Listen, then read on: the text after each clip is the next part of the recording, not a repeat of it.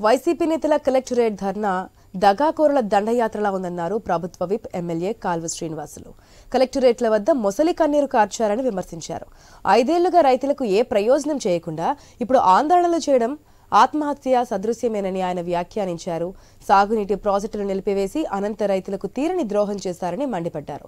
జగన్ 5 ఏళ్ల కాలంలో 1000 కోట్లు ఇవ్వాల్సి ఉండగా కేవలం 150 కోట్లు మాత్రమే పెట్టుబడి సాయంగా అందించినట్లు వివరించారు కాల్వ శ్రీనివాసులు.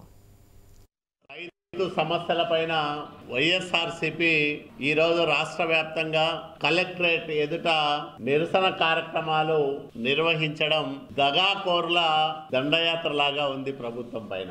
ఎవరైతే గడిచిన 5 సంవత్సరాల కాలంలో ఈ రాష్ట్ర భవిష్యత్తును సర్వనాశనం చేశారో, రైతులకు అడుగడుగున అన్యాయం చేశారో, హక్కుగా రావాల్సిన పరిహారాన్ని ఇవ్వకుండా ఎగ్గొట్టారో అట్లాంటి వాళ్ళందరూ ఈరోజు రైతుల తరఫున పోరాటం చేయడం అనేది ఆత్మహత్య సదృశ్యం తప్ప మరొకటి కాదు.